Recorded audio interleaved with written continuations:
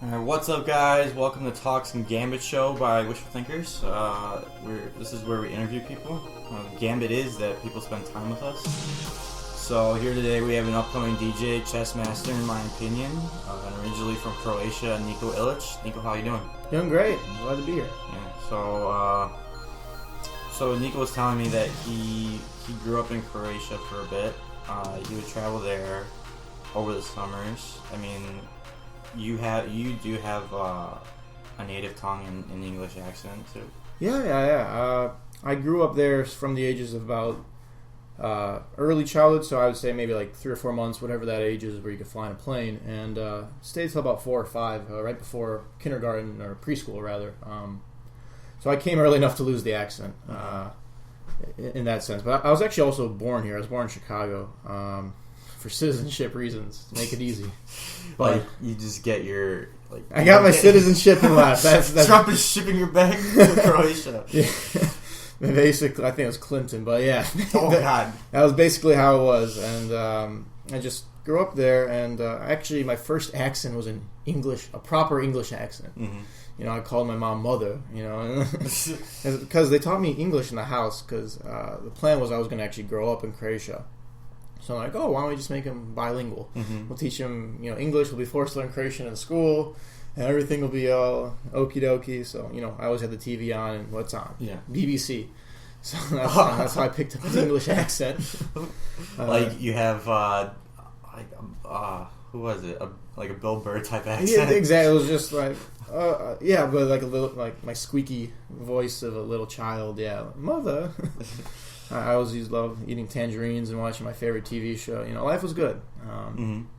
Then about 4 or 5, came back over to the U.S. Moved in, went by my grandparents' house here in Chicago, and started my education. Really, and that was about it. So, how often do you go to Croatia? I try to go back once every 3 years. I try to keep it around. That type of frequency, because I still have a lot of family out there. My great grandparents are still out there. Jesus. Yeah, it's fun. I have a pretty young family. My great grandparents are younger than some people's grandparents. They're turning 88, which is, it's pretty old, but it's I guess young for great grandparents. And it's just interesting to see. It was a different time. People got married young, had kids young, and all that stuff. Mm-hmm. But you were telling me, a little bit going off topic. You were telling me with Croatia, it takes an hour from you to drive top to bottom.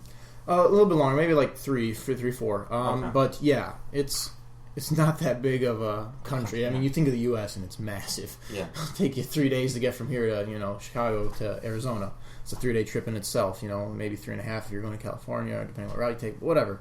Yeah. I mean, you could get top to bottom Croatia, like I said, 3-4 hours. And the interesting thing about it, though, it has all the different scenery that you'll find in the U.S. You have the sea coast, you have the mountains, you have the the grasslands, plains. You have your city life, you have your village, and a lot of Croatia.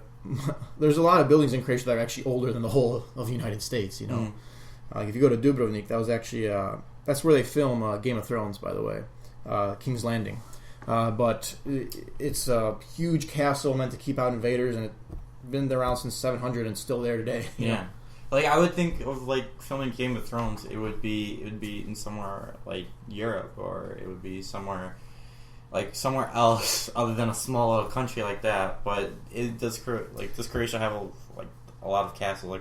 Yes, there's a lot of castles. It's actually one of the countries in Europe with the best preserved Roman architecture. So there's this place called Pula. It's actually, I think, if I'm not mistaken, the best preserved Colosseum. It's even better preserved than the one in Italy, the main Colosseum. And Croatia is very gifted for a small country.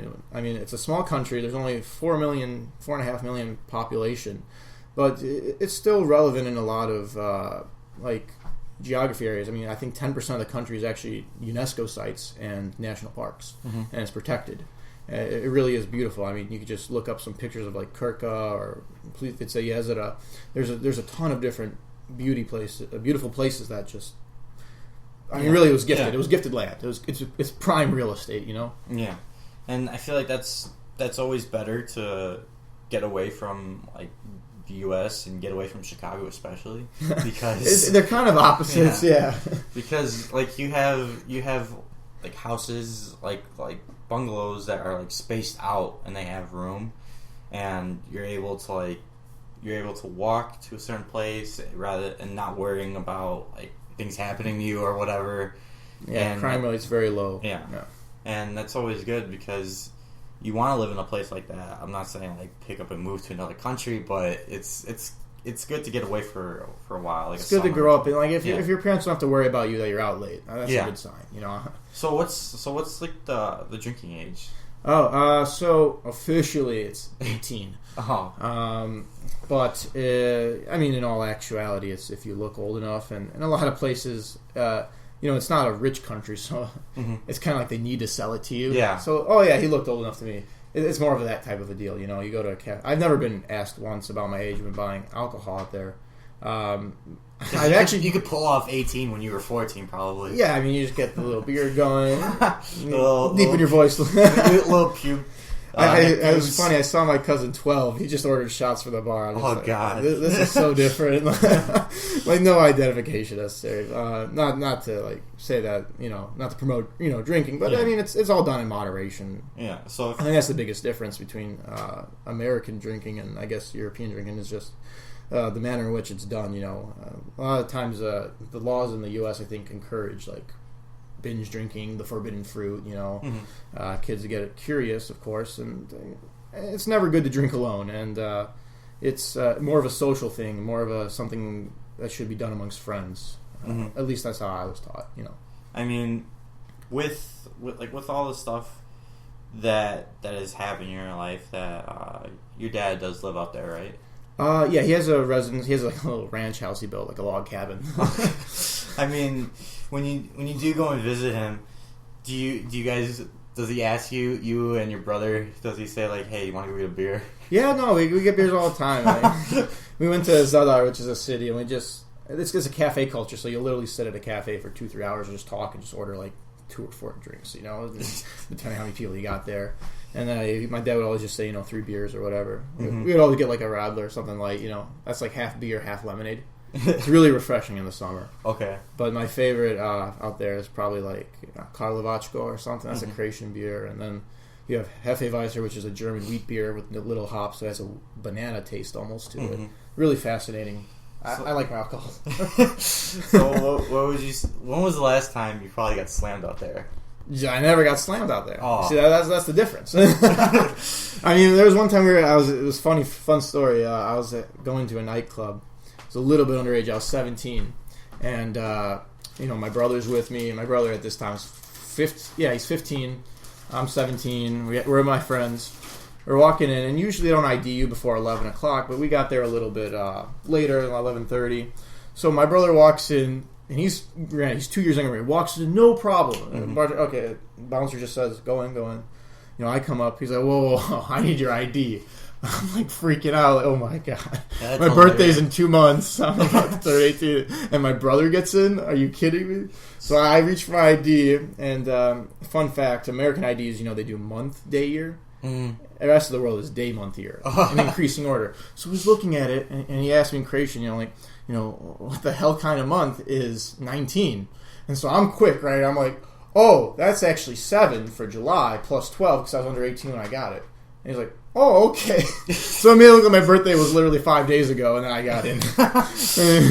I mean, that's pretty bold of you to do that because well, when you're scared, you come up with a solution, right? Yeah. I was you're backed into a corner. You have to think of something right away. Yeah, that's always good to do when you want to go drinking. Yeah, I mean, honestly, for me, it wasn't even about that. It was about being there with my friends, and then the music. I love the music, and the music style's a little different. It's a lot of the throwback stuff that I used to listen to in maybe America, like some Alice DJ type stuff. Because it takes about like 10 years for transition. I mean, it's not like that, but let me put it this way: it was 2010, and they were playing like "Low" by Flo Rida, that type of stuff. 2006 type. Stuff that I was listening to a couple of years back, but I mean, it was still relevant out there. That's still pretty awesome to experience all that stuff. It really was. It was just like the first club environment I've really been in. Music really changed my life, and it was just one of my favorite things to do. Oh yeah, you're talking about becoming a professional DJ one day. Yeah, no, I mean, I'm starting that, like, I guess that's like my dream, right? Mm-hmm. But everyone has some sort of rock star. It's different because like the school that we went to, not a lot of people are the school that Nikko graduated from and I'm attending now, and I'm a senior. Not a lot of people are into music in general, and like they love listening to music. I see people with their earbuds all the time, like in the hallways, but I barely see anybody playing it. Like, you know, it's not like a conversation or a discussion. You know, it's but like some radio stuff. You were telling me that you met Steve Aoki over one of the summers. Yeah, that must have been awesome. It really was, man. I got a picture with him, me and him doing the Aoki jump. It was a pretty good profile picture. I mean, that's pretty old. I should probably change my Facebook picture. But yeah, no, it was really cool to meet him. And you see, a lot of people criticize him for like the music or whatever, but really at the end of the day, he's throwing on a show. Yeah, that's all he's doing. He's just pressing play and. I mean, it's not even pressing play. Like, it's more the. I think people are like, oh, the cake thing's a gimmick. You know, he throws cake at his shows. Mm-hmm. I think it's fun. You know, I went to his show. I had a great time.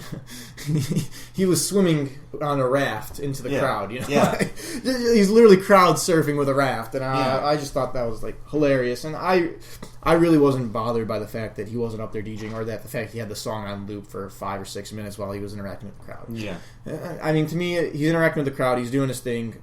Who am I to say that that's right or wrong or whatever? You know, it might not be technically the best mixing or whatever, but it's entertaining, and that's what you're paying to see. You're paying for the show, and if a DJ can entertain, what more can you ask, right? Yeah, I mean, would it make sense to have like another DJ to keep track of his music, to like keep playing the music, but he's just like fucking around? Yeah, and stuff? Well, yeah. I mean, the thing is, there's that route. There you see more and more. It's becoming more popular to have either duos or even trios. Like you look at, I don't know, like even Skrillex and Diplo, they formed Jack U, right? And if I've been 3 or 4 of their shows now, and their stage presence is amazing. You know, you got Diplo on the mic for half the show, and then you know Skrillex is up there mixing, and then they switch a little bit, and Skrillex interacts with the crowd. But it's something to keep the crowd a little bit extra, something that they can't get on the radio. You know, something, that live presence, that feel, and you wonder sometimes, would Steve Aoki benefit from having another DJ up there? But what he does well by himself. He puts it on loop, and then you know he goes crazy essentially. But like I heard that Steve Aoki he actually did the movie. He was in the movie Point Break, and he was in the party scenes in the movie, and I thought that was pretty cool. Like a little cameo appearance. Yeah. And it showed like the characters talking with him, and it was in the party in like the middle of nowhere in Europe. And like there's nothing out there, and there's a party going on like a cruise ship. So like it's crazy because they're in the middle. I think they were by Nepal, Mount Everest, that type of area over there, and they're just having a blast because out by the Himalayas. Yes, and it's crazy because you don't expect somebody famous to be there, and yet he is. I don't know. I always saw DJing as like it would bring you a lot of fame, but like you gotta keep growing and keep the same thing going, or else you're never gonna get better, right? Yeah, I mean, I think the biggest thing to being successful is staying true to a style that you yourself enjoy. If you're just playing a music just for the fame, your fans are gonna catch on. You know, if you're doing it because you genuinely love it, that'll show right through the music. I mean, my best sets have come when I was really in the. I wasn't even paying attention to the crowd. I mean, I was glancing to make sure they were dancing and all that, but I was just in the zone, right? This is music I wanted to hear, and then consequently, you know, they felt that, they felt the vibe, and they kind of trust you after a certain point, and you're able to open their mind to new music they might not have heard.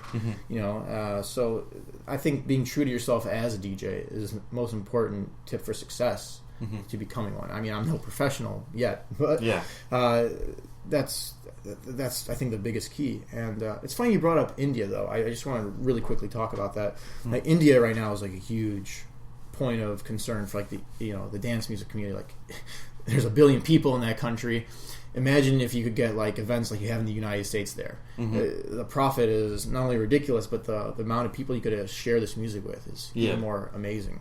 And they're starting to have more and more festivals and all that. So I think that's great. Yeah, and that's what like a lot of bands and a lot of like artists they go to places like that because they know they're going to draw in people to buy their stuff, to like want to listen to their music, and that's why they go to places like that. And they can go there once and never have to go there again because it's sketchy. It's always sketchy to go to places like that, but they do it to get their name out there. And bands like I don't mean to go off topic, but like bands like Metallica have performed on every continent. Yeah. Literally Antarctica too. Yeah. And it's crazy to think that because you don't see or artists like Nicki Minaj, Beyonce going to Antarctica to perform for the scientists. Yeah, right. But they just decided to do it because it was something that they wanted to do. But the last Skrillex song I actually listened to though was Purple Lamborghini with Rick Ross. Yeah, I was like, they talk about this purple Lamborghini, but I don't think they have enough money to get a good one or like a purple Lamborghini. Oh yeah, they trust me, they do. Well, like why did they have it in the video then? I mean, it was just basically off of Suicide Squad's. Yeah, it was Lamborghini. Yeah, it was kind of the theme, I guess you could say, the theme song for it. I mean, you'll see Skrillex as himself, just individually, has become a real big hip hop influence. I mean, he's worked with Rick Ross, obviously, The Game, El Chapo. He whether you like to admit it or not, dance music, electronic dance music, is really fusing with the hip hop community, and that's where you get the intersection of trap and all that. So it's really fascinating to see where the music of the future will lead us, and I think that's one of the reasons trap's so big right now. You're taking two huge styles of music, hip hop and dance, and you're kind of taking the best of both and creating something new and fresh. And I've never been to an Avicii concert, but like, would you say he does that? Yeah, Avicii is the one person I regret not seeing because he's like done touring basically. He might come back. You know, always come back. But to keep making money. But like, I've never actually seen Avicii live, and I kind of feel bad about that. I think I had the opportunity to at a festival, but then I saw someone else. I might have saw Diplo, but that was. That's one person I do regret seeing, but everyone I've known that's gone to Avicii's concert said they had a great time. And Avicii is actually fascinating because he kind of mixed dance music with country. That was something like people you really wouldn't think of that would go well, but he pulled it off amazing. I mean, how long was what's it called? The Nights, that whole album, like some of the songs from there. It was on the radio.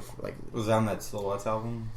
Like Hey Brother, that was on the radio for a long time. Yeah, for about like a year and a half. Easily, and it's still killing it. Like there's clearly a demand for this type of music. I mean, he's broadening the horizons of dance music. It's a globalization type of thing that it's a phenomenon that you're really seeing. It's showing that music really is a universal language, and that's really embodied by like dance music and the culture of it. It's a very open culture. Plur, peace, love, unity, respect. That's the motto, and it's really awesome to see. But from someone who I have seen that's both musically talented and puts on a great show, Deadmau5. Yeah, it's a very different kind of dance music because it's very like neural. It's very like when the beat, like he will deprive you of that bass, that beat kick, and when he brings it in, the excitement, energy is there. It's insane how he does it. It's just it's huge. It's epic. That's a great word, epic. It just comes in all at once, and then on top of that, I saw him in San Francisco for Treasure Island Music Festival. And literally at one point he played one of his longer songs, See Ya. It's like 8 minutes long, I think. And he literally just like, I deserved a break. He literally took out a couch on the stage, sat down with a Left Shark from the Super Bowl, and just started drinking a beer. And he was just chilling there. Wait, did he take off his helmet to do it? Yeah, he took off his helmet too. And it was just great. He's like, I don't do this ever. I just do this in San Francisco. And I was laughing. I was having a great time. Man. I mean, like, artists like Deadmau5, would you say they ripped off Daft Punk first, or are they doing their own thing, or they're deriving what other people did and making it their own. See, music in a lot of ways is shared, Mm-hmm. right? How many original ideas are there? I mean, I'm pretty sure there's that one. I forgot what it's called. There's that one YouTube video, and it's like, oh, a lot of these songs all have the same key, like all these songs. Like there's like 85 songs that share the exact same like melody and all that, and it's like a winning formula essentially for music. And so in a lot of ways, yes, there are elements that are borrowed, but it's still his music. You know, he still went through the time of making it, and he's very thorough in his formula. He goes through it. He has a way of doing it. In fact, right now he has this thing called Masterclass where he's actually teaching you how to produce. Mm-hmm. You know, and I thought that's really awesome. I mean, and he says it plain out.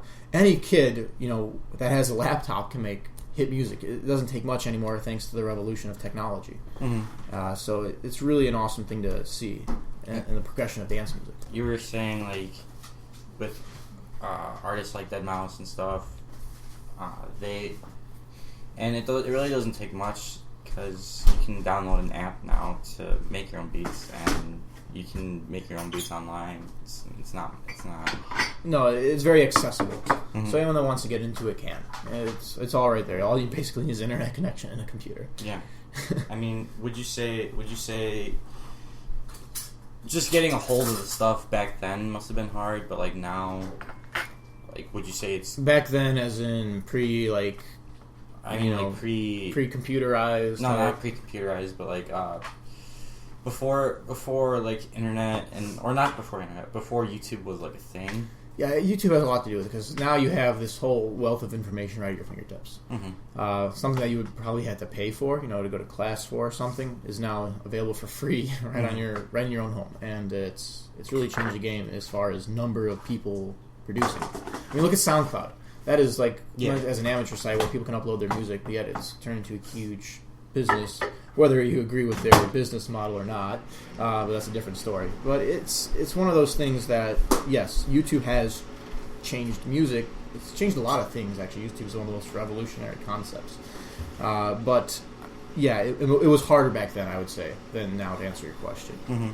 I mean, like, people like PewDiePie, like, they were, like, the first ones to discover the internet and, like, oh, hey, I can make stupid videos, and they can make all these videos and make fame off of it, make money, but like, and that fame tends to go to your head, but they still stick to the basics. PewDiePie can have a video of himself talking and probably make $1 million off of that. Yeah, just from ad revenue and yeah. People have a genuine need to be entertained, Mm-hmm. and whether that's through some silly humor or whatever it is, or music or movies, I mean, there's a need to be entertained. In fact, fun fact: movies are the only thing that, the only form of entertainment that doesn't suffer during like a recession or depression. Yeah. People still find $12 in their pockets to go to the movie theater, even when budget's a little tighter. Mm-hmm. It's that 2 or 3 hour escape from reality, and a lot of ways, music's, in my opinion, a more affordable version of that. At least if you have internet connection. Mm-hmm. So, I mean, that's why people or like with streaming movies and streaming on Netflix with the Amazon Fire Stick or Hulu, like you're able to see movies that are basically like brand new, and it's hard for people. I feel like maybe movies have gone down to decline. Would you say quality wise, or not quality wise, just like going to the movies and like going to movie numbers? Yeah. I mean, well, hang on. We have the power of the internet, but we can always look up these numbers. But from my understanding, I still go to a movie theater, and it's still packed on a Friday night or a Saturday night. Yeah. Well, it depends what movie you're seeing. If it's a top of course, movie. if it's a blockbuster, there's some movies that you just have to see on the big screen, right? Mm-hmm. That's why I wait like 3 weeks. You wait for the reviews, see, this one's better. Watch at home. This one's better. Yeah. Staying in the comfort of your own home to watch rather than seeing on a big screen. There's just some movies that are so epic that you need to see them on a large screen or in the IMAX, the IMAX scenario, that loud sound, the boom. You really want to feel the movie. Something more like, I think Transformers is much more entertaining in a movie theater. Yeah. Than in on a small laptop screen or your TV. Yeah. It's just big. It's epic. You actually hear the clanking. The fighting scenes are more epic. The explosions are there. It's a different experience. And I think because of that, you're never really going to see a full, decline of viewership. But whether or not it's gone down is a good question. But since Netflix and streaming came out, I would say since streaming came out, has it gone down or decline? Because literally you can go online and type in you could type in, if you want to watch a movie, you just type it in on Google and it'll give you a list of sources where it streams from. And if you want a 1080p one, that would be a little bit harder to get, but it's you know what I mean. It's something like that.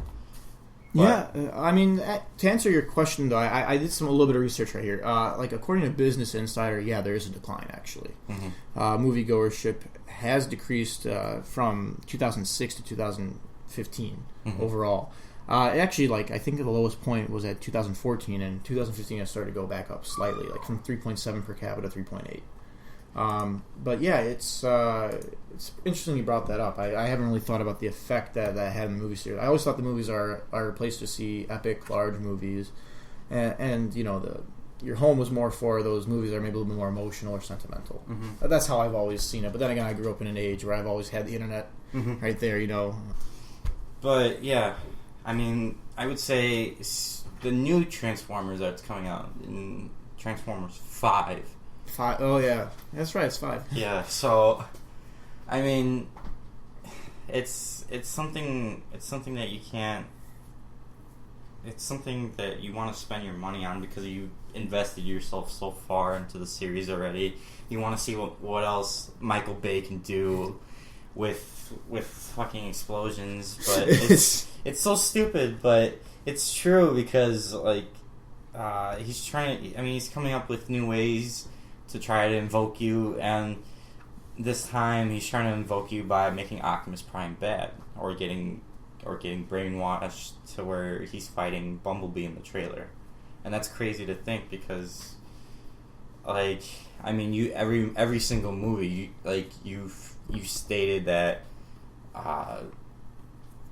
Autobots and Decepticons are bad, and making the prime leader of the Autobots bad is really hard, or is a really crazy thing to do, and that's what people want is they want the drama, they want that unexpected element or something that makes them uncomfortable, right? This is a tactic often seen in movies, especially I mean, this isn't a new tactic by any means, but I mean, think of Harrison Bates from not Bates Motel. That's the TV series. What's the original? What was that based off of? What movie? I'm gonna think of the name really shortly, and then it's gonna be oh, that was obvious. Psycho. Sorry, it's Alfred Hitchcock. His 1960 movie Psycho. It's a black and white film, and one of the most famous scenes in there is the peeping Tom scene. There's a hole in the wall, and then the lady starts undressing a little bit, and there's a bit of an uncomfortable element to it when you're watching it because you yourself are also the peeping Tom in a way. Yeah, you're literally watching. Do you look away? No, you're just seeing what's going on, and that's a really cool effect. It's an emotion you can play on, and it really creates that creepy feel to that the movie is known for. Yeah, and you'll see that in movies now, something that's uncomfortable, something that makes the audience uncomfortable. Those movies tend to do well. Dark Knight. Yeah, I mean, Heath Ledger, man. He will forever be the Joker. That's. I think he did pull it off the best, man. Yeah. I mean, he pulled it off so well that he actually kind of got into the lifestyle of the Joker. I mean, that led to his demise.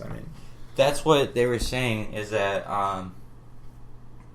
they were scared of his health because to get ready for the role, he spent 2 months in a small hotel room, and he would literally just act out his lines all day, and literally, I don't know what drug it was, but he would be... Might have been heroin. Yeah. He do heroin, and he would just do drugs like all the time, just to get in that mindset of the Joker that he was crazy, and I think he did say at a point that he would act his lines out on heroin. Yeah. Actually, it wasn't heroin. It was prescription. Okay. Like oxycodone, which I have been on. What did he overdose on? It was actually a mix. The autopsy found oxycodone, hydrocodone, diazepam, tamazepam, and alprazolam, and a little bit less of doxylamine. But still, it was definitely an overdose. And this right there leads into a very big topic, and something that's kind of near and dear to my heart, like with the whole war on drugs things. I know this is kind of a little bit off topic, but when you think about it, prescription painkillers kill more people than so-called illegal drugs. Mm-hmm. You know, stuff like oxycodone and like whatever this hydrocodone. These prescriptive. These opioids, really they're opioids. Oxycodone is a form of opioid, and as is heroin. It's just as addictive, if not used in the right setting and under correct supervision. And they're one of the most overprescribed things. Oh, your back hurts, let me give you an oxy. Oh, let me give you this. Those amphetamines, like I'm sure you've heard of Adderall. Yeah. Oh, I'm having trouble focusing. Oh, take an Adderall. It's one of the most overprescribed things in medicine. And it really is causing a generation that are reliant on these drugs. The way drugs work is they literally can shape and change your brain's mechanism so that you chemically need them. It's not just a all in your head thing. It's all in your head, but it's also physical in the chemical sense. It's not just a want or wish.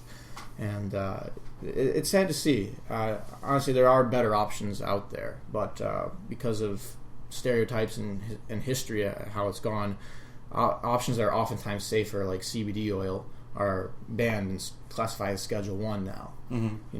No medicinal purpose according to the federal government, even though research shows time and time again that's not the case. Mm-hmm. And it's really a sad situation. Did you see that film with it was with Tilda Swinton and Keanu Reeves? It was called Thumbsucker. I have not. No. It talked about that, and it talked about like how I don't know if it was Adderall. So like, don't quote me. I'm not a doctor. I'm not anything. I'm 17. It's just by what I hear. Word on the street. Yeah, but like I think Adderall was like 4 molecules away from like speed. What Adderall is lab grade speed. It's crank. It's literally what you find on the street is just the lab grade version of that. It's an amphetamine. So like. The origins of this were really like if you think about the 1940s, people in the military were giving go pills. Mm-hmm. That's amphetamine. It was essentially Adderall. It would put them in the zone. It would get their heart going, their systems running up and out, and it would get them ready for combat, so to speak. It's been used for a while. It's not like this is a new 1990. Think about the name Adderall. Mm-hmm. Adderall is literally the word ADD for all. Yeah. ADD for everyone, like a solution for ADD. That's what it was meant for. And the problem is it's literally being applied to most everyone that says they have trouble focusing or whatever it is. And I go to University of California, Berkeley, a very competitive college. And you'll see some students thinking, if I take Adderall, I'll have an advantage. Adderall wasn't meant to give normal people a boost. It was meant to help people with a little bit of a deficit come back to normal levels of paying attention, being able to focus. Mm-hmm. It wasn't meant to take a fully functioning car into a race car, as that wasn't its intended purpose. And now more and more nowadays, you see that being the case. I actually took a whole class on this at Berkeley, the classic Berkeley class, Drugs in the Brain. It's not something the health classes at Mount Carmel can teach you. No, definitely not. It's not like it promoted drug use or anything, but it just encouraged you to do your own research on it. Is a lot of the. My mom is.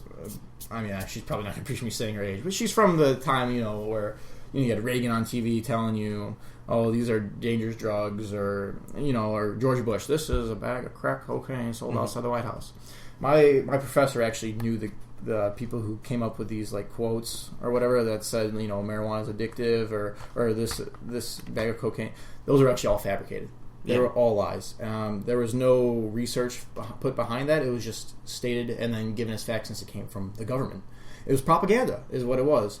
And if you think about it, why do we call it marijuana instead of cannabis?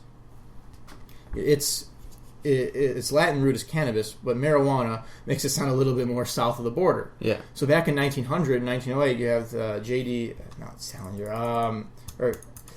What's his name? He was a big anti-marijuana guy back in the 1900s. He was part of the anti-marijuana movement. Bob Marley? No, not Bob Marley. That's a little bit before Bob Marley's time.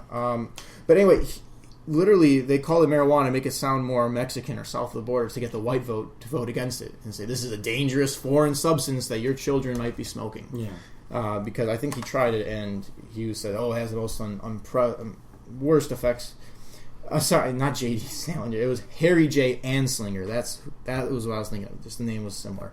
But Harry J. Anslinger, big proponent of the anti-marijuana movement, it's kind of been that way ever since. If you look at it, tobacco and alcohol are much more dangerous for personal use than marijuana is. But those are more socially acceptable drugs. Mm-hmm. Tobacco because you don't really get intoxicated by it. Alcohol just because people have been drinking that as a European thing, right, for thousands of years now. Marijuana was more of a Native American ritual type of thing.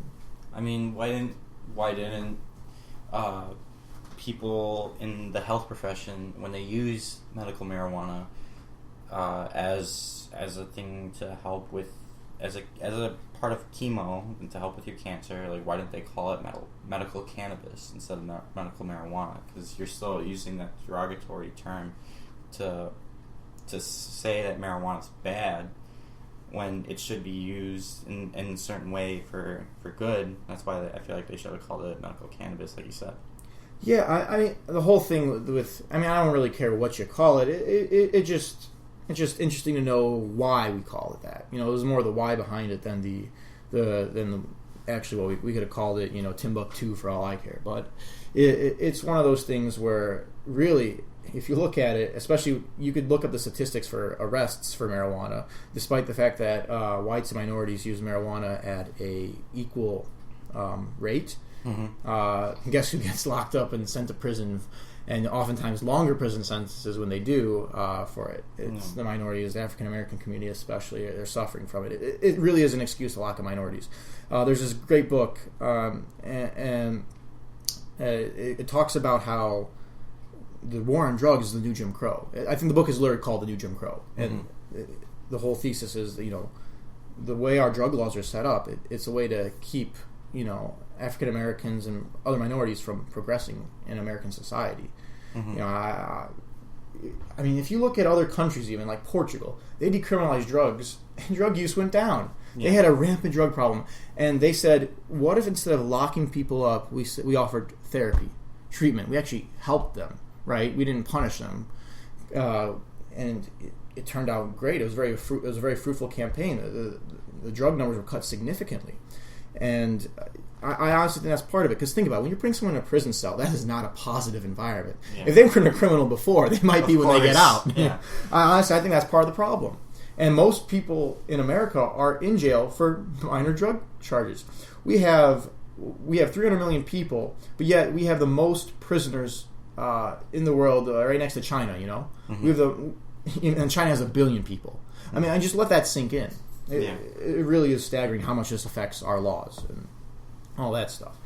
But like this, like you were saying, like the psychological aspects of like going to jail and then coming out, that could change somebody a lot. And think about it. If you had to be tough in there, and if you had to, I've never been to jail, but I would imagine it's not a pleasant place. You have to be always on your wits, always thinking someone's out for you. I mean, maybe that's a little bit popularized by the movies, with the jail shanks, but I'm sure it still happens in real life numbers. And I always see a report at least once a year about some jail killing or something of that sort. It's not like it doesn't happen. Yeah. So it's psychologically damaging, more damaging than the drug they're using themselves. But like, I wanted to bring two things up because I did see someone that was in jail, and they said like, oh, nobody bothered me, nobody got on my case, but like the dude's like 6'5" and he's jacked as shit. It's like well, I wonder why. Yeah, it's like nobody's gonna bother you because they don't want to get their ass beat. Right. But then I saw a documentary about a person. He was in jail, and I think he was 24 at the time of his hearing, because when he was 12, he was driving the getaway car, and he was going to help rob a store in Florida.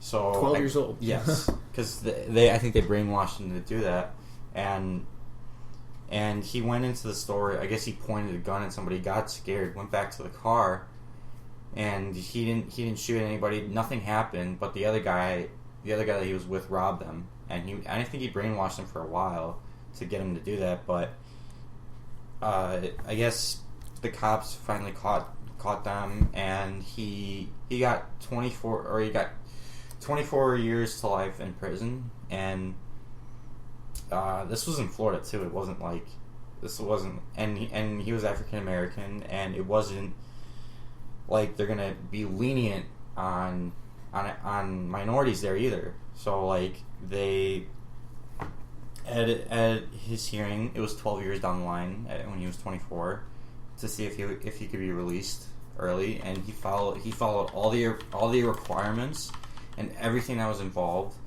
and he was probably like, they said he was probably like one of the best behaved prisoners in the institution, and it was based on the judge whether or not to let him go. And it was an older white man, and he said that like, no, I'm not gonna. He basically said, no, I'm not gonna let you go because of like 12 years of being good. Like, no, I'm not gonna do that. Like, even though you followed everything, like you did all this stuff, I'm not gonna let you go because like you have to pay for your consequences. Basically, indirectly, that's what he said. And even I, like, not knowing anything about prison or anything like that, in terms of being in it or whatever, but like something like that's just crazy. And then like you think that maybe there had to be a little racism involved, maybe there had to be like something else, but you don't know what's going on in the judge's mind, but something had to do with it. Well, it's interesting you bring that up, because I actually took a class this past semester that studied this. There's a famous U.S. Supreme Court case, and it's been judged as one of the worst decisions, along with like Plessy versus Ferguson, separate but equal. Yeah. It's McCleskey versus Kemp, and that case, it basically made it impossible to get people who were sentenced harsher because of their appearance. Made them, they still had to deal with it essentially. They came up with this report, and it was very detailed, very in-depth, and the court acknowledged that this was a good report, and they found there was a very strong correlation between the way you looked and the way you got sentenced. So the people who had more traditional African-American features, such as a larger nose or darker skin, were more likely to be sentenced for a harsher crime, were given a harsher punishment for the exact same crime as someone who had more white characteristics or lighter skinned type features. And they found, I think it was something like 4.3 times more likely to receive the death sentence than a white person who did the exact same crime. Yeah. And it just goes to show you that there is, biases in our justice system. It's 12 people, right?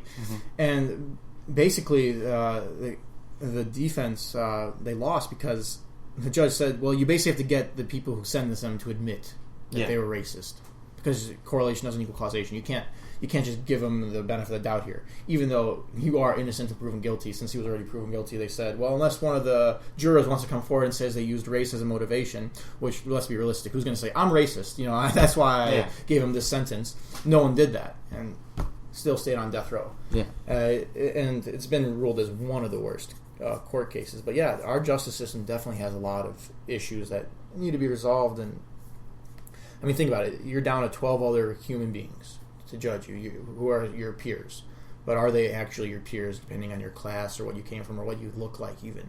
You know? And like in some cases, you never even met these people before in your life. Exactly. I mean, if you wanted a more dramatic view of it, there's a really great HBO series called The Night Of, and it just follows a typical college student's night that just went terribly wrong. and how his race ties into really his court trial and everything. It's a great watch. It's a cliffhanger type of thing, but it touches on this issue that we do have in our country. It's this country prides itself on equality, but it's not quite there yet. Yeah, I mean, like with court cases, and I don't know if you saw the movie with Robert Downey Jr., The Judge. No, I haven't. Okay, I love these actors that you're bringing up. Yeah, the movies sound interesting. But it talked about like the death of or the manslaughter of a man and the accidental manslaughter, and it said like the father was I guess he was losing his sight, and he accidentally hit one of the people that the father put in jail because he was a judge himself, and Robert Downey Jr. has to defend him on that it wasn't a murder or anything. It was just an accident, and he got I think 6 months to a year. So, yeah, it seems like that. That means they probably got manslaughter rather than murder. Because manslaughter, you're either getting 3, 6, or 11 years. Yeah. And then you could be out early with good behavior, all that good stuff. But murder, depending on the degree, first or second, you could be, 20 years, 25, life, whatever the jury wants to give you, really. But yeah, I think our culture puts a big emphasis on the difference between purposeful killing and accidental killing. So that's actually also another fascinating topic to talk about. And oftentimes in real life they'll plead down a charge for murder to manslaughter or in different cases as part of the plea bargain because it's a much lesser charge. Even though it's still tragic, it still has the same result. Yeah. My biggest issue, I should say, with the criminal justice system is it's really not meant for improving people, which is what it should be. It's a for-profit system, and it's really just meant more people you lock up, the more money you make, right? Mm-hmm. And I think that leads to a lot of ridiculous laws that still exist or are very archaic and draconian sentences, and it's a shame to see in a lot of ways. I think if you are going to have a prison system that's focused on helping people, you shouldn't be trying to put as many people in prison. It should be for people who generally need the help to become a productive member of society, and we're just not doing that. I mean, if you look at, since it is a for-profit system, you just look at the state of California, 55 million people, and at the start of the 70s, 80s, 90s, most of the budget was actually going more towards the school systems. Mm-hmm. Nowadays, a very small portion of it, and most of the budget has shifted to the prison system. Mm-hmm. All of the UC system, all university California schools, UC Berkeley, UCLA, UC Riverside, UC Santa Barbara, UC San Diego, all of them. Becoming more expensive. Yeah, that cost is a much more, I think, worthwhile thing to invest in. Mm-hmm. But you think about it, all those schools only have $1 billion endowment shared amongst them all. Mm-hmm. Then for all those schools, $1 billion endowment, and then you look at some other institutions that are private, like Stanford alone has $3.8 billion for their school. Yeah. And Stanford's a much smaller school. That's why you could see they have these awesome policies where if your parents make less than, I think it's $85,000 a year or $60,000, one of the two, your tuition's paid for. Or you look at Harvard, $23 billion. I mean, granted, Harvard's a little bit bigger than Stanford is, but still, the point is, public education is being underfunded, and you really are damaging America's future by doing that. You're putting college out of reach for many students by the cost of it. Mm-hmm. And whether you want to offset those costs through the state government or the federal government, it doesn't really make a difference as much as end result. But I think it shows something. If you have a state school system, that the state should be the primary investor in that. Mm-hmm. When the federal government's putting more money in than your state government is to your state school, I think that's a problem. And especially if you're putting most of that money that should be going to that school to the prison system, that's an even bigger problem. Yeah. So that's my 2 cents on it, as someone who goes to school and pays ridiculous amounts of tuition.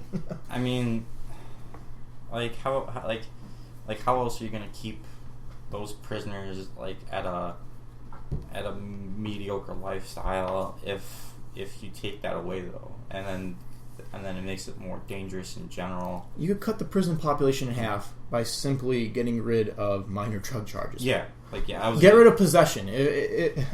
I mean, California just legalized recreational marijuana, and because of that, some prisoners are getting their sentences reduced or even getting out of prison now. Mm-hmm. I think that's a great step forward. You know, that was Prop 64. And I like most of Prop 64. The only thing I didn't like about it is that it penalizes use by those under 21, which wasn't previously a crime.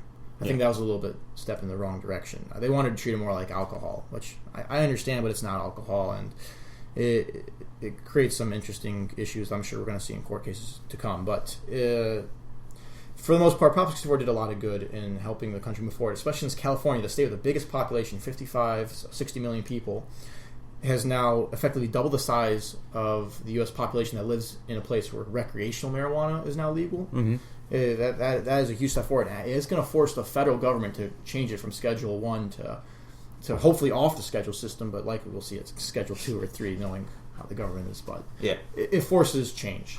States have the power to force change, and especially California. You know, if Utah makes a regulation saying your cars can't put out much gas, some car manufacturers, all right, fine, we just won't sell in Utah. Mm-hmm. Yeah. California says that. They're like, okay. We want that market. Well, I like what Colorado did. They'll just be like, we sell marijuana. Saw it was $1 billion revenue in taxes generated alone. That is, Colorado became too wealthy because of it in a lot of senses, and so there's a lot of appeal and allure to that. They had increased tourism numbers, especially by the over 21 crowd. It was a lot of interesting things, and I think most of the West Coast now has legal. I think Nevada, all the West Coast is now fully legal recreational marijuana, and now that California has passed their vote. I mean, with states like that, more people on the East Coast are going to gravitate towards that. It's going to force change across the country. The one stronghold will be the more conservative South, right? Mm-hmm. But I think even they'll come around to it. I really don't have a problem with some. I mean, I'm all for states' rights, 10th Amendment. But the problem is, when it's interfering with someone's quality of life, in states that don't even have, medicinal marijuana, I feel terrible for the families who are usually poor that have the unfortunate situation of having a sick child that has maybe some form of epilepsy, where they could get seizures every day, hundreds of times a day. And the only thing that really helps with that is cannabidiol oil, CBD. Mm-hmm. That is not. It's not like THC where you get a high or hallucinatory effect. Not at all. You don't get any real psychological high or effect from it. It's a medicine. It really is, and it's the only thing that really cures it. Humans have natural THC and CBD receptors built in.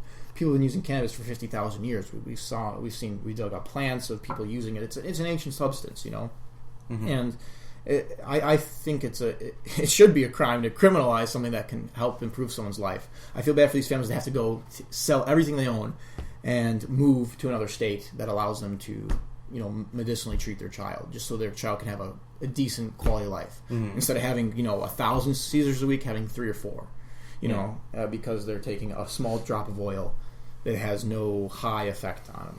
I think it's ridiculous to ban something like that, which they just put Schedule 1 this year. Yeah, I don't think that people should have charges filed against them for giving their child medically stuff that will help them medically, and that's one of the things that really, you're basically changing the course of that kid's life if you don't do that, and then they have to wait. Taking their parent away. Yeah. Essentially. And then with these mandatory minimums, it's ridiculous. Someone, for their third, there's a 3-strike rule. Someone has their third time being caught with marijuana can get 60 years. 60 years. I could kill someone, and assuming I have a pretty good lawyer, I could get out quicker than that man will. Yeah, 24 years, something like that. 26. 20, good behavior, I get out in 18, hopefully. It's crazy to think that, and it shows you how ridiculous some of these laws. There are judges who are even against. There's a judge who said, I should be giving you a fine of $1,000 right now, but instead I have to give you 20 years, and because that's the minimum I can possibly give you due to the laws. And I'm really sorry, but until the laws change, I can't do anything about it. And when a judge is speaking out against that, I think that speaks numbers. We always have this. Think about any major court trial. People always want to assume guilty, even though you're innocent until proven guilty. People always have that tendency to lean towards guilty. oh, what was the news say? The alleged killer, they only add alleged to your defense, and then they say alleged killer killed their child, like as if it's a fact. OJ was the other way around. OJ was no one wanted to be true with OJ. OJ was a very special case. No one wanted that to be true. I wonder how much they paid either the judge or the jurors to. I mean, the modern day OJ in a way, I think, is Bill Cosby. Yeah. I mean, I remember when it was on the news, my grandmother was like, "Look at those ladies lie." That was her initial reaction. People that have a likable personality, because it was like one or two women that said it.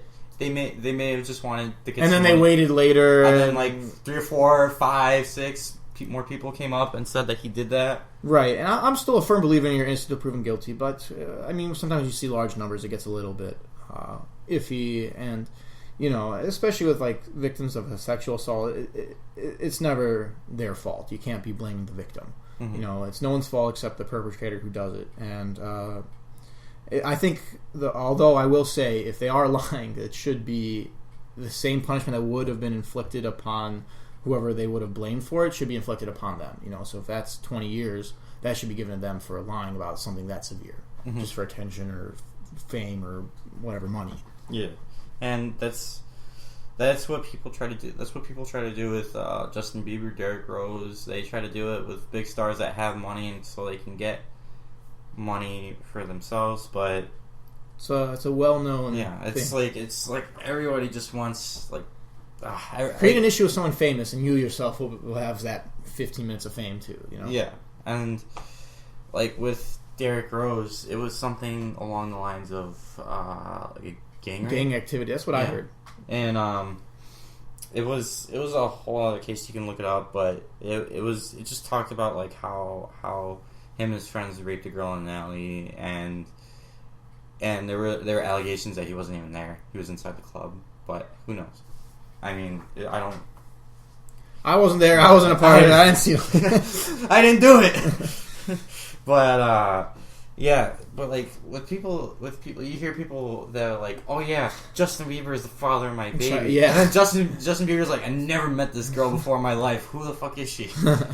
Yeah, you get a paternity test to figure that one real quick. It only takes about like a couple days to figure out, and then I don't know how long paternity tests take. Would you know? I wouldn't, but I can't imagine it being like... Because think about Mari. Yeah. You are the father. Yeah. Or Mari, people pay... They pay. It's entertainment. I understand that. I was just... as a reference. But, yeah. Jerry Springer's fake. Like, yeah, a lot of it. I didn't know that. Actually, at the end of the show, they have a little like disclaimer, like, these aren't actual cases. Really? It goes by so quickly, you have to pause your TV to see it. Yeah. I mean... But, yeah. I mean, like people like that get on the Dr. Phil show, they just do it. They act stupid so they can be on the show and get their fame. And I feel like that's just a stupid way to get your money, because you're always going to be seen like that on the internet. You're always going to be seen like that. Some people want that. Yeah. And I mean, that's not a good way to live in terms of like trying to be stupid for the rest of your life or acting stupid. I don't know. It was just a whole other, it's just a whole other thing with Dr. Phil. Like, you can't compare it with Jerry Springer, because they're not the same thing. You should separate your entertainment from reality, and that's like, I think someone who does an excellent job of this is Sacha Baron Cohen. Mm-hmm. Smart man, graduated from Oxford with mathematics, and really smart guy. But think about it, his character is Ali G. Mm-hmm. Yo, me is here. He's interviewing famous politicians and all that, but he sounds like a complete imbecile. Yeah.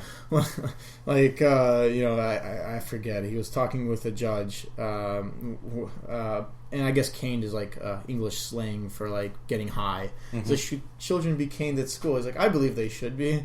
Like he was referring to caning, like as far as discipline goes. And then he's like, oh, wicked. It's just. But yeah, it's just funny stuff like that. I completely understand, because... But he's still a smart man. You don't mistake Ali G for him, actually. He's so smart that he could play someone like Ali G. And a lot of it's based off my favorite form of comedy, malapropism. Like he spoke for Harvard as Ali G. And there's a part in there, he goes off on a tangent, but then he says, but I digest. instead of I digress. Yeah. It's something that, smart people are like, wait a minute, that's wrong. they get a little chuckle at it. It's a lot of the wrong words. But like people like with the political debates, like you think like people like Hillary Clinton and Donald Trump, like you think they just do it for as an act, but no, that's really how they act in real life, and that's just like I don't want that as my president. Yeah, like leading our country, because that could eventually, if you make the wrong decision, if you say something wrong to like a political leader.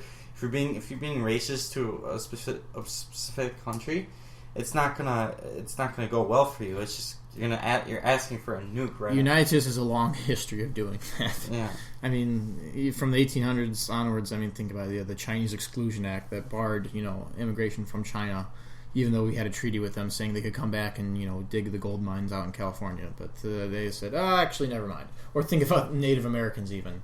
How were they treated? Trail of 1,000 Tears. Andrew Jackson just led that right through. You got a lot of history that's going to start repeating itself. I mean, a lot of the words they were using was strikingly similar to like World War II type propaganda, and it is a scary direction. But the good news is we have the internet now. We can see the atrocities being done, and people can hold their governments accountable if they unite. There's that whole movement of giving power to the people back, and that's what I'm really for. Your personal freedoms and liberties. In my personal opinion, would the country's route be much different had Hillary Clinton won over Donald Trump? Not too much different at the end of the day. Okay. But yeah, that's politics. That's a whole long discussion you could get into on its own.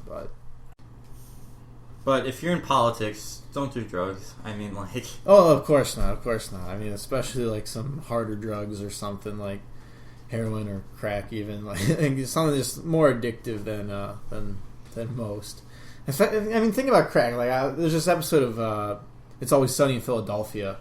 I think it was Mac that got addicted to crack. No, it was Dennis and D. It was Dennis and D. That's right. No, Mac was the one in the limo. Yeah, Mac was the one Charlie with all the hookers. And Charlie with the that was one of my favorite episodes. I remember they're like, how much for one crack? For a beginner, it's $300. And like they lower the window down just to crack. Yeah, like just a little bit, so because they don't want crack. to. No pun intended. Yeah, I was trying to blow past that because I didn't want to think about the pun, but they lowered the window a little bit because it was a big black guy that got scared and he just gave him the crack, and then like it took place. It showed like a time lapse for like 3 days. Yeah. And like 3 days later, they were like, their apartment was all shitty. They wanted to go on welfare. A little bit, yeah. I'm a recovering crack addict. And Charlie was on the welfare store. He went into the welfare store because he thought it was a welfare store. And it was funny. Dennis was trying to make Dee sound like she was retarded. Yeah, or something. I remember something. Yeah. It sounded just like really like my mentally absurd. retarded sister or whatever. And it was funny because, like, it was literally, like, 10 years of the same antics, and like, nothing's changed. And that's really what they showed in Season 11. Like, in the past 11 years, nothing's changed. It's been the same. And it showed, like, it had the same welfare lady in the show, and from, like, when Season 2 came out. And see, I didn't know that. Yeah. And it had the same welfare lady that was at the desk, and then it had like the same slave worker that was in the welfare store, or the welfare office. Sorry, welfare store. So it had like the same characters, and it was just to show that like nothing's really changed in the past 11 years, and it's been the same show, and that's what people love about shows. That it's kind of like an inside joke, It's like it's like it's the same, and that's what's great about it, but. If like I feel sorry for people like Bill Clinton because they have so many allegations against them in terms of like drugs and sleeping with he's them. actually a charming guy in real life. Yeah, I saw him speak. He came to my school to speak, and I mean, it wasn't for politics or anything. It was more of an educational thing. But Berkeley, Berkeley. He came to speak, and there was like 4 or 5 candidates.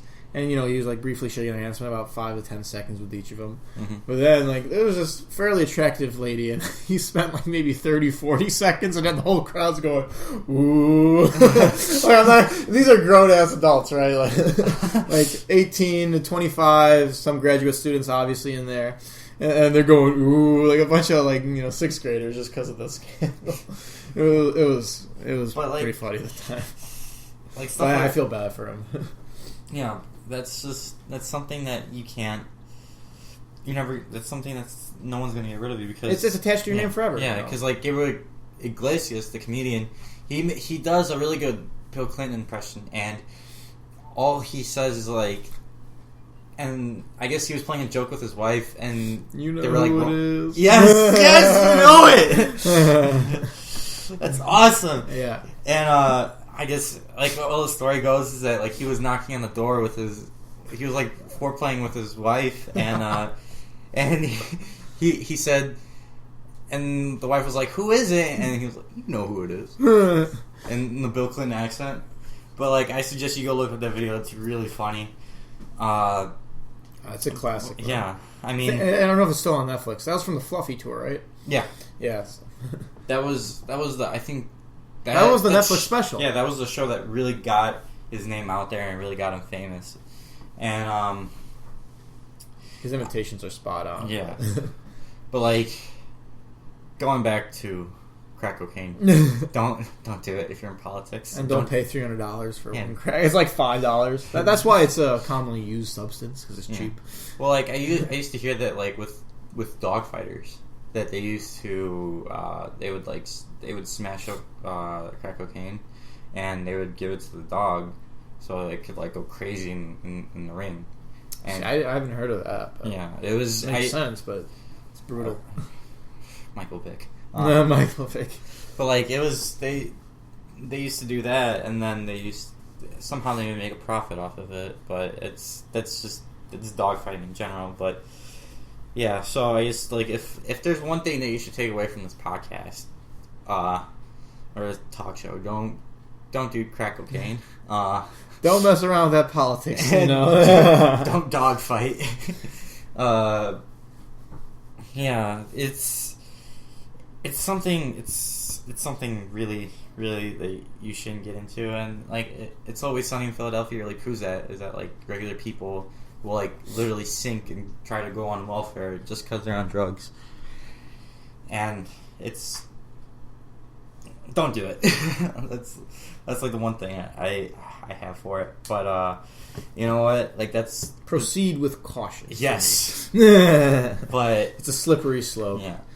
Yeah, I mean, there's been a lot of research recently put into this stuff, and I guess the biggest, I don't know if it's a myth, I guess, yeah, you could call it a myth, marijuana is a gateway drug. That's just what we've always been told, and all that stuff. But I guess it's kind of funny because do you know anyone who just jumps right away, straight away to heroin? No, it's I think. Like I said earlier, correlation does not equal causation. Sometimes you can kind of imply that, but in certain cases it doesn't. And what I think really needs to be done, there needs to be more research. I think the government should be more open to allowing research to take place and see what happens instead of just immediately saying something's bad and then banning it. Mm-hmm. I mean, for all we know, it could be. But until we have that research and the studies there to back that up, I don't think it should be, put aside, especially when you're interfering with some people's personal freedoms. I mean, honestly, if it's only affecting the person doing it, I really don't care. I think that's their right. If there's, if they want to do it, let them do it. That's the boat I'm in. I'm not to be morality police of anyone else. I'm not here to judge. So, you got to make your own decisions in life, and that's the part of being an adult. But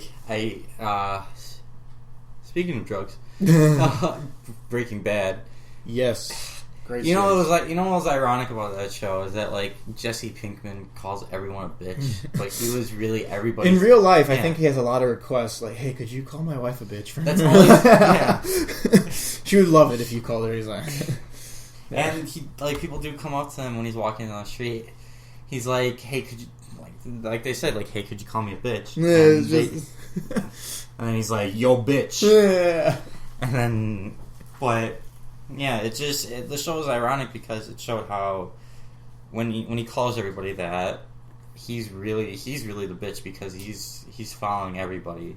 He's following everybody else and trying to do what everybody else asks him to do, and that's that. In real life, you mean like the pleasing the people like type of? No, I'm talking about in the show because, you know how he was like he was Gus's worker. He was. Oh, I see. Yeah, he was always under Walter White. Yeah, that's true. And he was basically. See, I didn't even think about that. Yeah. That's I guess that is irony. And it's fine. I never thought about that. That's really cool that you brought that up. And that was just like a bad, or it was ironic, but like I like it. I like the show a lot because it showed what drugs could do to yourself and to a family, and you're not even doing the drugs. You're just selling them, and just like how drugs in general can affect a person's life and affect the lives of multiple people. Yeah, I just saw this movie. I think it's still in theaters, actually. A work Christmas party.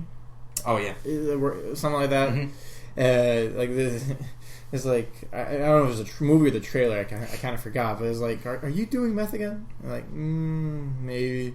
He's like, you shouldn't do that, and he's like, because it's a gateway drug? Like, no, because it's the finish line. Oh my god. Which is about accurate.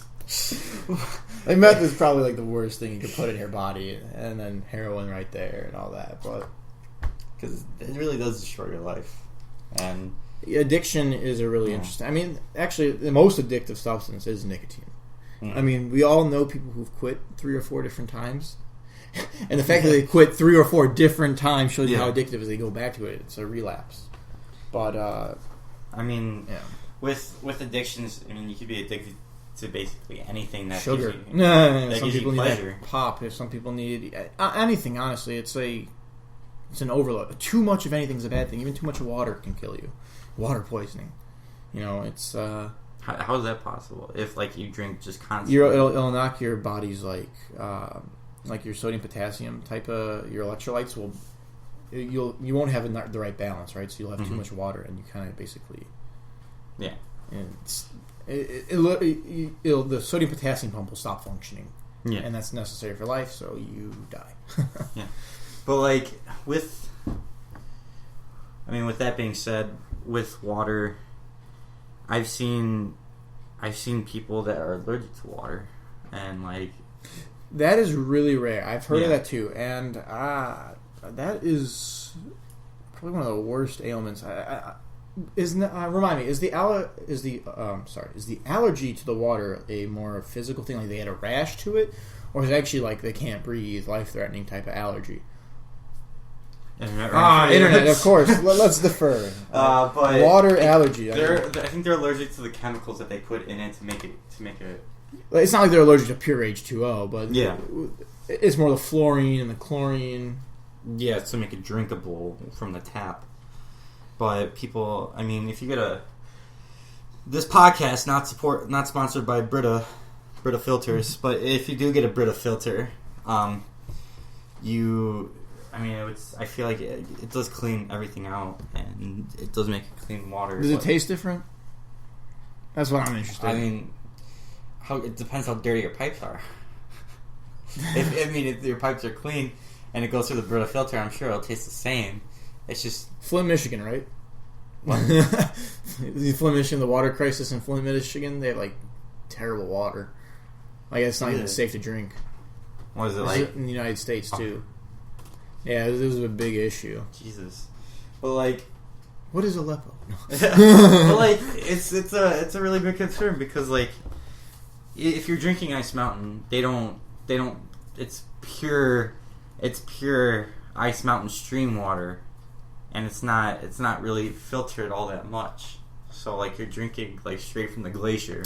See, I don't know about that. I know that's the advertising on it, but I bet you there's for questions. See, they give you a number on here to call, but it's still, Ice Mountain is still Nestle, right? It's. I don't know. Like Nestle makes their own water. Yeah, here it is. Nestle Waters North America Incorporated. Okay. So, like, yeah, we're drinking Ice Mountain right now. Sanctuary Spring. See, it gives you the sources on here. It says Sanctuary Springs, Rodney, Michigan, Everett Spring, Everett, Michigan, and or White Pine Spring, Everett, Michigan. But they still have to purify it in some way to make it legally bottleable and safe, and because there's still nothing's ever pure, right? So I mean, unless you're forming it in a lab somehow, but it's curious to think of like how like if one parasite slips through the cracks and they don't end up eradicating all the parasites in the water bottle, and that person gets sick, and then they spread it, and then an outbreak happens, something like that. That I don't know if that's possible. Yeah, that's one of the reasons USDA was formed. I mean, the book, The Jungle, literally, it's about a meat processing plant and how they would, drop the meat on the floor and then just put it right back on the line, and people would be coughing and sneezing all over it. And they were so disgusted by that they made a government organization to regulate food and health and assurance, now known as the Food and Drug Administration, FDA.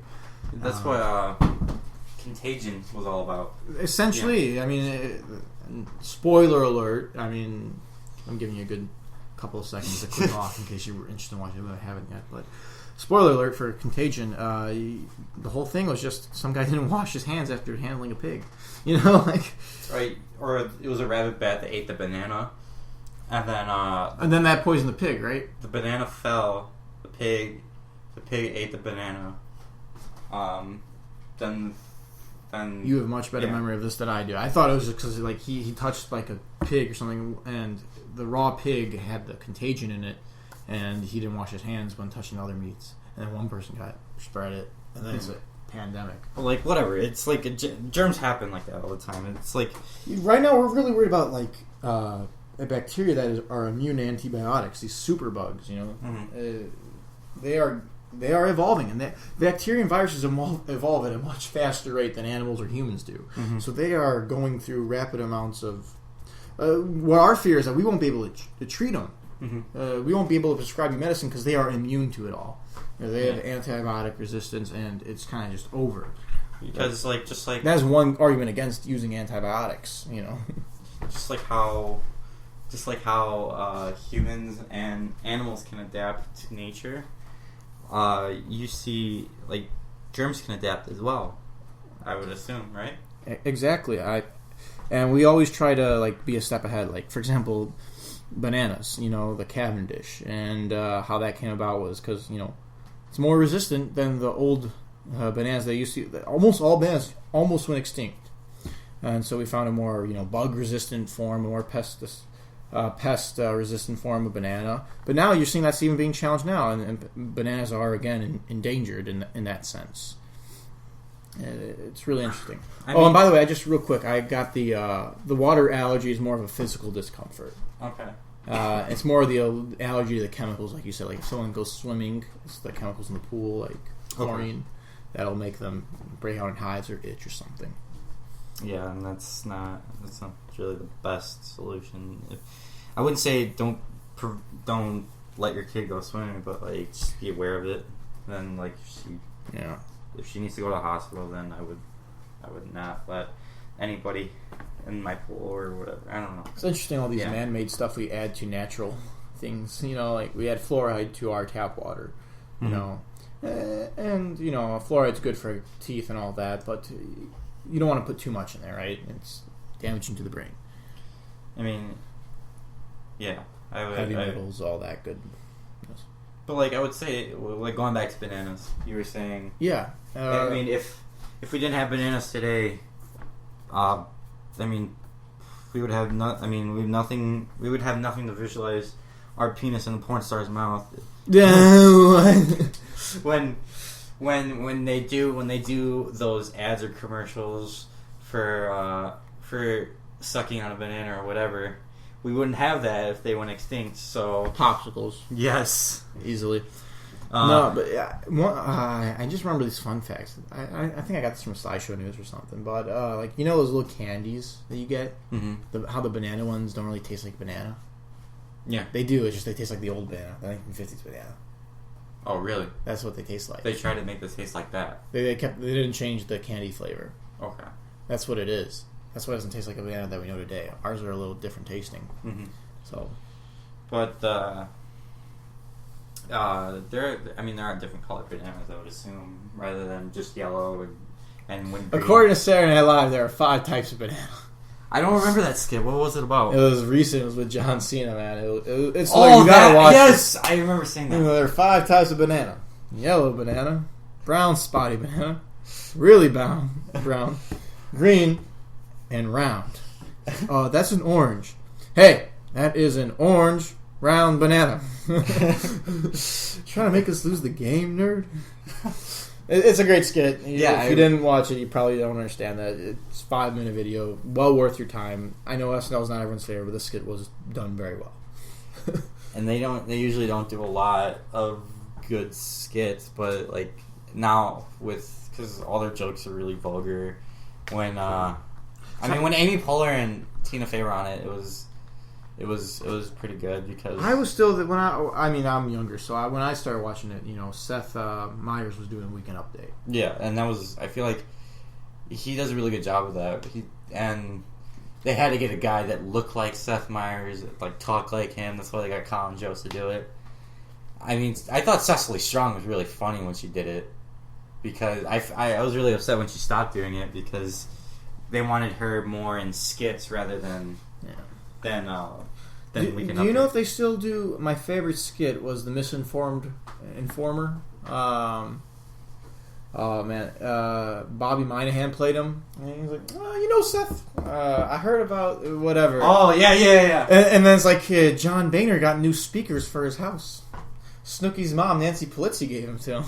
It was a bunch of malapropism again, but it was just hilarious. It's just misinformed news. And he keeps looking around. Yeah, he's always checking, like, I heard from this guy. Where'd you hear from? Meaty Joe. The most untrusted sources. Seth Meyers is like, are you pretty sure about it? He's like, yeah, I'm pretty sure. He always gets higher in pitch, and it's great. Because it's basically like a Pinocchio plan, because every time he says he's pretty sure, his voice gets higher, and then every time Pinocchio lies, his nose gets bigger. Yeah.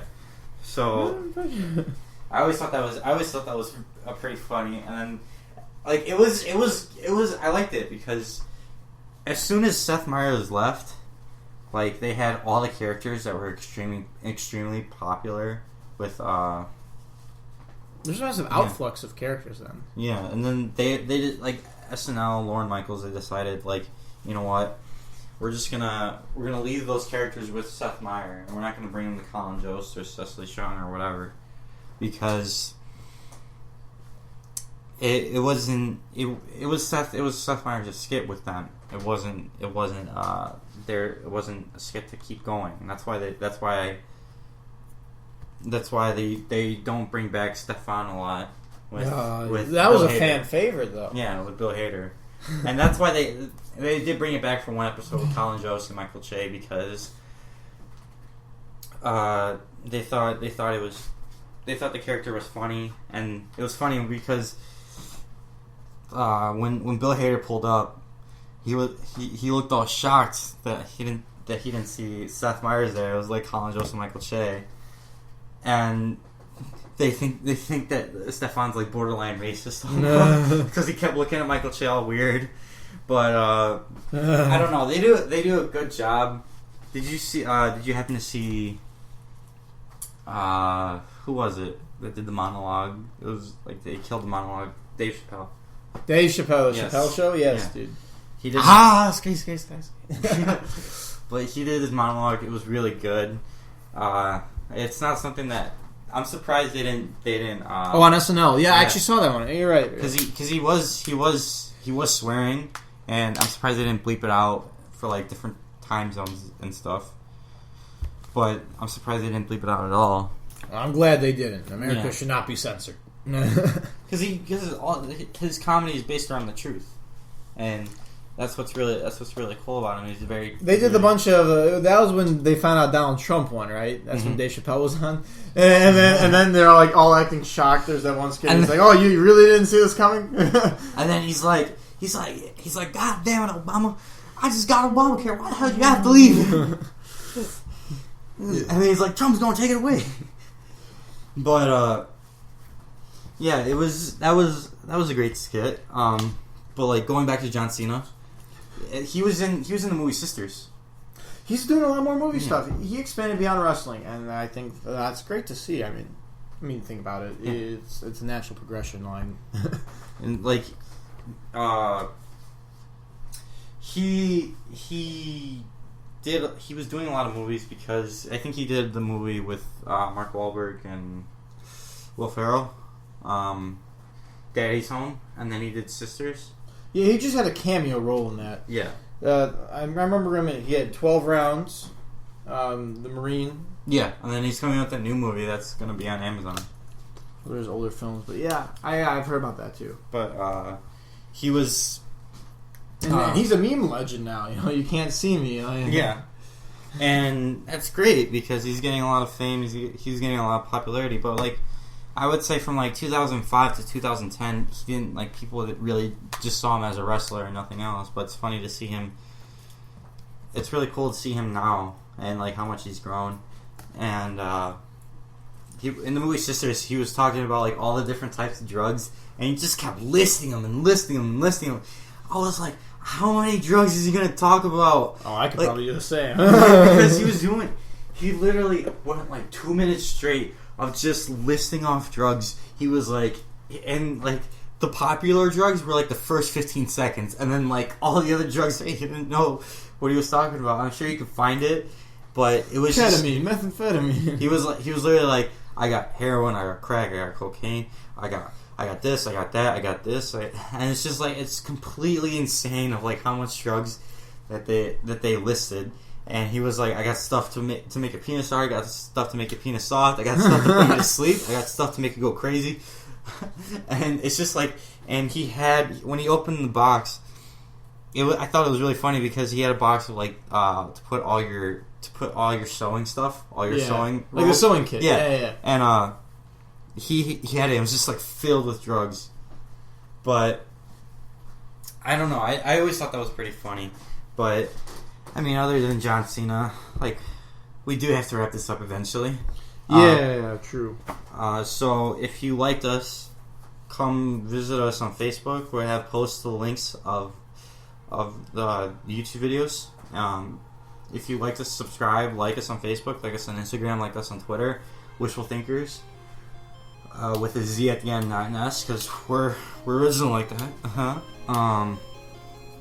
Yeah, but just come, like, and subscribe. We love doing this. This is something that we really like to do. We're not in it for the money, but we just like putting our humor out there, and that's something that we admire about like other comedians. It's food for thought with a light tone to it.